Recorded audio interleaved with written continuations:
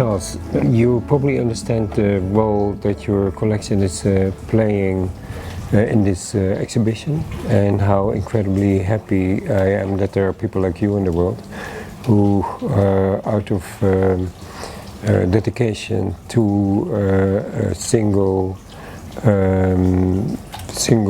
curiosity, really pursue the whole idea of collecting and preserving to where it leads them. And what I find really fascinating that in your case is that you collect with such a passion that you've achieved a collection which is a lot bigger than you,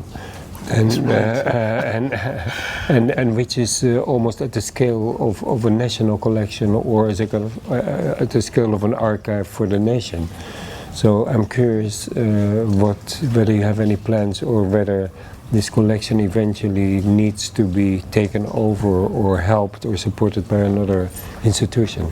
Yes, well, thank you for inviting us here. It's been absolutely fantastic. We're very honoured. We're hoping to create a national archive, a national collection of excellence for conservationists in the UK and perhaps internationally. I started collecting in 1956, Bakelite numbers and ironmongery when I was 3 years old, and then windows in 1961.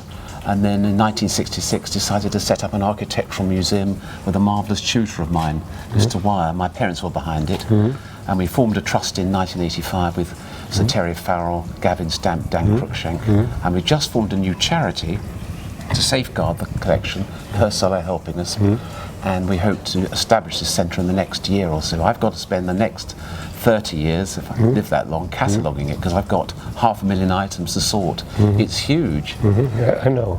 It's really terrifying. the scale It's of a great museum. fun. Yeah. And it's a passion that's kept me going. I mean, the window is being lost. They're being lost in their millions, even here in Venice. If you tour the show, there is an implied criticism on current generations for preferring comfort over authenticity, and I think that our interest in comfort is actually kind of forcing us to, in some cases, to destroy the very things that we want to preserve, because we want kind of better heating, kind of better insulation, better everything. It's very true. I mean, in the UK we're losing millions of windows and doors and gardens, parking. It's being eroded. The social, well, the whole built environment is being changed. Built heritage is just incredible. In what conditions do you live? I live in physically, I mean, I live in an arts and crafts. Are you living in a house where the interiors are cold in the winter, or are you willing to suffer yourself for the kind of principle of authenticity and preservation? Yes, we don't have double glazing. We have heavy curtains. Susan doesn't feel the cold. I feel the cold more than she does, but we put up with it and we survive. We never get colds or anything nasty. We have an arts and crafts house in Cranley in Surrey, and a small study collection behind it, at the beginning of the CPD area where I teach. Were you surprised when you came into the room expecting to find your own collection exposed, that you were suddenly stepping in a room that was actually a factory that was testing a very essential generic kind of aluminum frame, and that to a certain extent the room is conceived to show the former richness and ingenuity of windows and the current perfection but dullness of windows?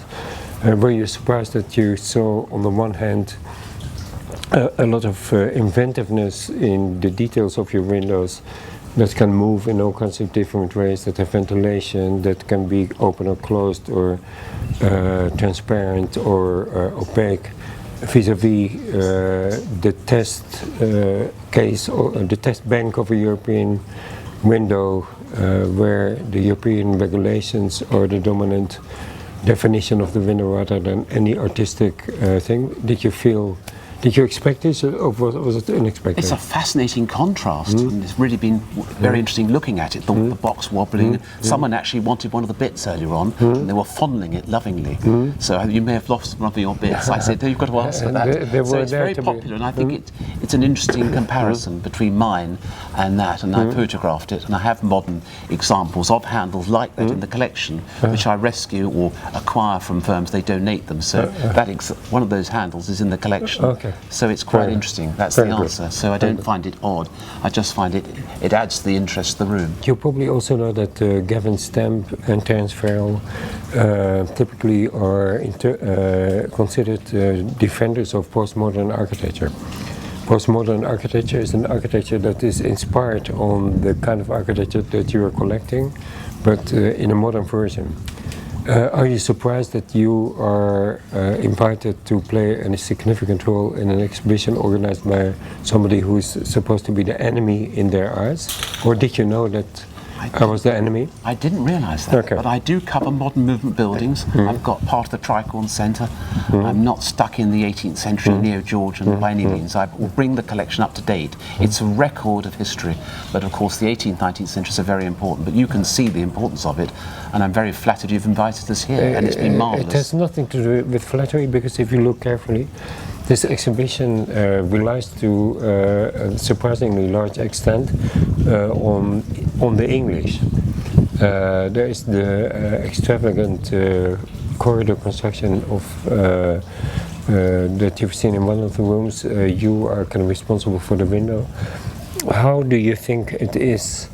Let's say it would be a superficial thing to say this has to do with English eccentricity, and therefore the advantages of English eccentricity are a kind of extremism in terms of pursuing certain architectural motifs like the corridor, or kind of radicality in terms of collecting. I'm called an eccentric, I have been for many years. I'm in the Book of English Eccentrics, actually, by John Stimpson. I don't mind that, because you need eccentrics like me to say these elements. You wouldn't have them, they wouldn't be preserved otherwise, and it's great to see the staircase exhibition. I'd like to meet that chap if he's coming. I know he's in his 90s, but it would be great fun. He was planning to come, but his health apparently doesn't enable him. Oh, that's a shame, because I've got some elements to swap with him. I rescued some last week, some staircase sections, so perhaps you can pass it on. Okay, I'd love to, yes. Because the rescue work goes on Monday. In any case, I'll be happy to introduce you to each other. Yes, do. Because then we have a kind of confrontation between German thoroughness and English eccentricity, and therefore help to build a better Europe. The Brooking National Collection is a charity, and it is funded by contributions from the general public and institutions. It's a national record of building architectural features from the United Kingdom. And having come to Venice, we feel that with our expertise we can help those in continental Europe to do exactly the same. Particularly in Venice, we see that there are many windows disappearing, and a true record has to be kept pretty quickly in order to make sure that that which has been made over recent centuries isn't lost. We cannot do this without funding, and we cannot do this without the will from the nation concerned. So all that are interested in pursuing what Charles Brooking has established, please contact us.